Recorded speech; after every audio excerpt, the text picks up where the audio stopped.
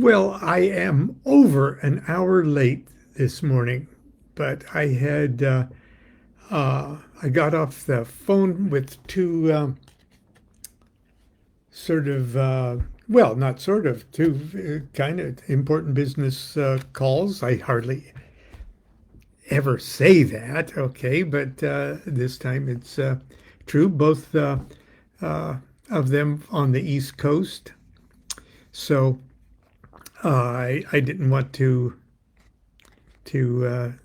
argue about exactly what time I could do it, and they went very well. I've got to say, and maybe a little later I can kind of share the news one way or the other. So here I am on a Thursday, the 19th, but actually the I want to say a few words because this weekend Constance and I have been invited to an Equinox celebration and a ritual and sort of a uh, uh, Eucharistic ceremony and an oracular ceremony where everyone gets an oracle for the season. Right here in Sacramento, so some friends are uh, are hosting a celebration on Sunday, and so uh, we're going to go to that. And we always like to celebrate seasonal rituals when we can, when they're in the area. For many years in September, we would start our series of the rites of Eleusis, and then do uh, go through the season, doing them every month or so for the next 7 months.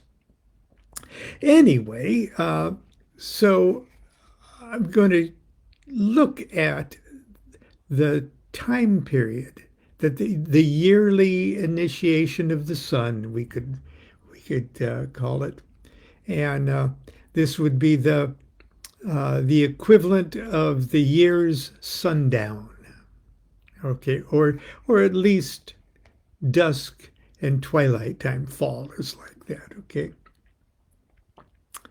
And when we look at it tarot card wise, we've got uh, two cards that represent this time period. We've got uh, the, well, there we go. We got the Queen of Swords. Okay. See, there's that 30-degree period, 20 degrees Virgo to 20 degrees Libra. And living inside the Queen of Swords, that is the 10-degree period of the 10 of discs. Now, Crowley's version of that is this. See, she's got that guy's head in her hand. And let's see, and this.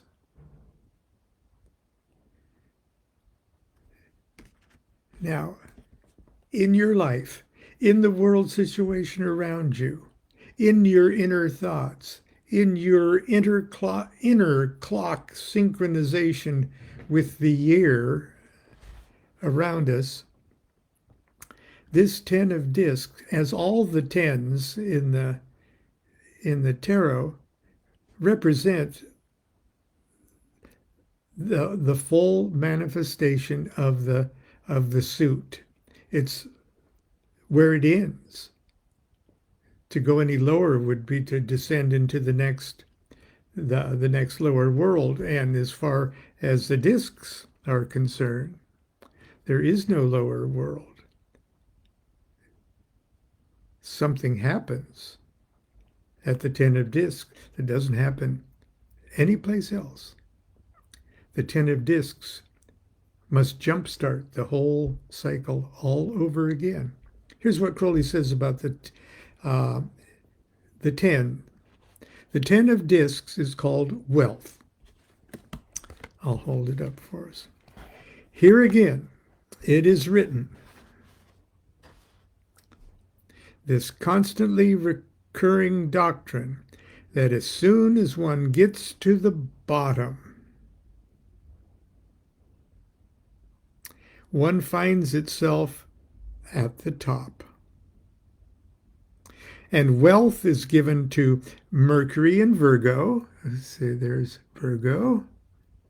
There's Mercury all over the place there. When wealth accumulates beyond a certain point, it must either become completely inert and cease to be wealth, or call in the aid of intelligence to use it rightly. This must necessarily happen in spheres which have nothing whatsoever to do with material possessions. As such, in this way, Carnegie establishes a library. Rockefeller endows research simply because there is nothing else to do. But all this doctrine lies behind the card. It is the inner meaning of the card. There is another view to consider, that this is the last of all the cards, and therefore represents the sum total of all the work that has been done from the beginning.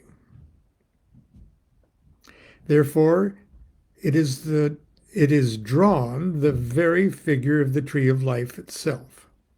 This card, to the other 35 small cards, is what the 21st trump, the universe, is to the rest of the trumps. And we know how magically special the universe card, with its attribution, dual attribution of Saturn and Earth. We know how important that card is to the trumps. Indeed, it's the very center of the cube of space from which up, down, right, left, front, back issue, creating the whole cube of space and the planetary spheres and the signs of the zodiac. This is heavy-duty stuff. And that's the period we're in right now. Not only that, on the 23rd, we go into another card, okay? Another small card. Now, the way the tarot cards are arranged, it goes into the Two of Swords, peace. Now, peace is here, and here's Crowley's, or the Harris version of the peace card. Now, Sunday, in a sense, right on the equinox, this climax of the descent into matter gives way to peace. Wouldn't it be nice? Okay. The mother card that contains all of them within itself is the Queen of Swords is water of air. Okay, and water of air is a I Ching hexagram of 28. It's called preponderance of the great. Now, in the I Ching of Milo, the bastardized edition of the I Ching, here's what Milo says for the hexagram number 28, the preponderance of the great. And think of where things are in the world right now. Think of where things are in your life right now. Things are fast reaching a breaking point. Revolution is not required, but start creating a transition strategy.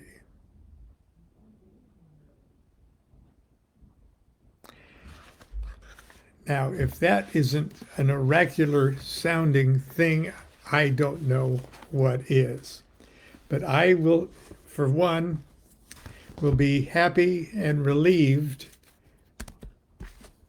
on Sunday, hopefully, when we enter into peace restored. Now, I'm not saying that the world's suddenly going to break out in peace and sing Kumbaya.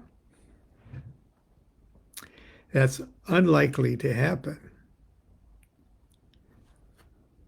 But the universe around us is saying that's the movement that's happening.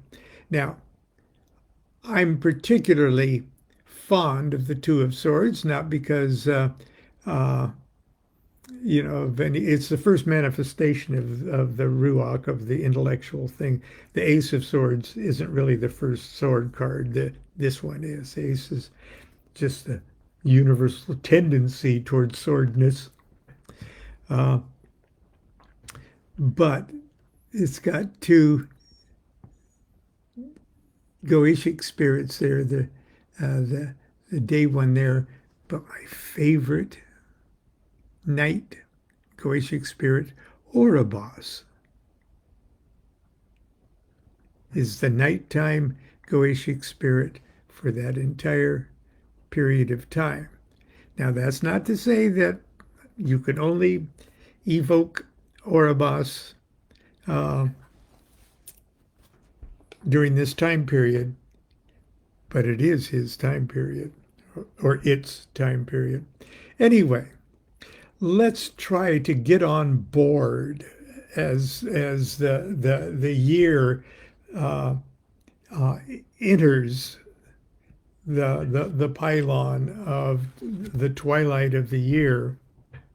Let's try to use everything we've accumulated, all of our 10 of discs, everything we've accumulated in the past year, warts and all, and transmute that into a new dawn of peace.